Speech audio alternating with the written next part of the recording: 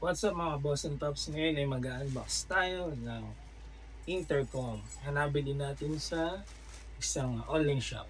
Alright. So ito guys, na-open natin.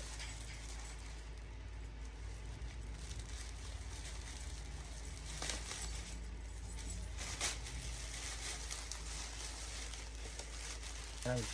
Ba? May freebies.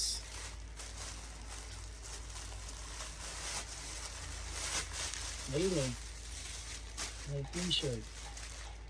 Ito nga pala yung brand guys. Gearlek. Alright. 80 sa pa freebies agad.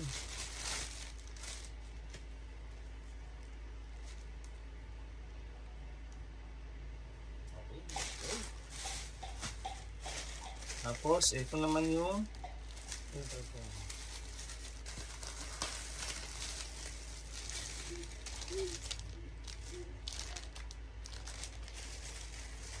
Nabili ko nga pala to guys ng 11.11.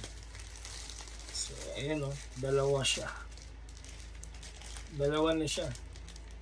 Kasama si OBR syempre. Alright. So, unbox natin to guys. Tingnan natin yung mga kasama sa loob.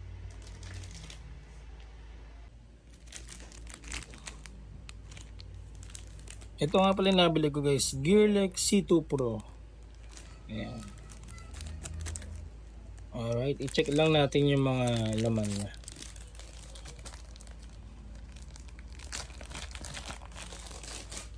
So, ayan ano.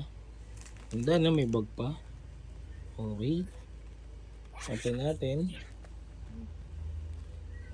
Ayan. Ito siya guys.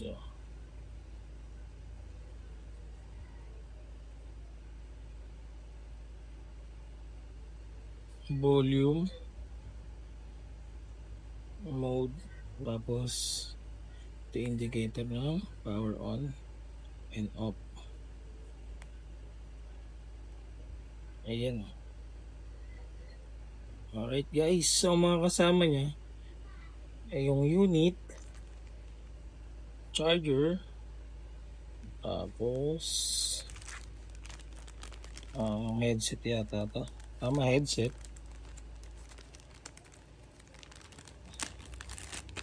Ayan. Headset and mic. Ayun. Hard mic para sa half face or modular helmets. Ayan.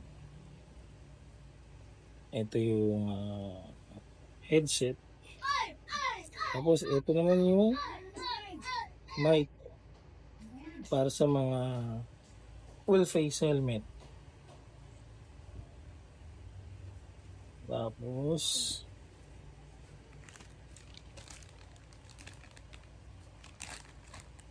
ito naman yung mga mountings niya. Ito yung clip sa helmet. Medyo matigas nga siya. So matibay nga ito. Tapos ayan,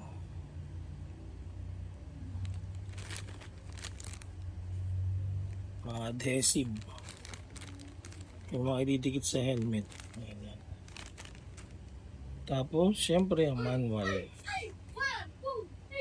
Alright, so yun lang guys. Thank you for watching. Maraming salamat. At syempre itetest din natin yan sa susunod na video, pati yung pag-install. Alright, thank you guys. Thanks for watching.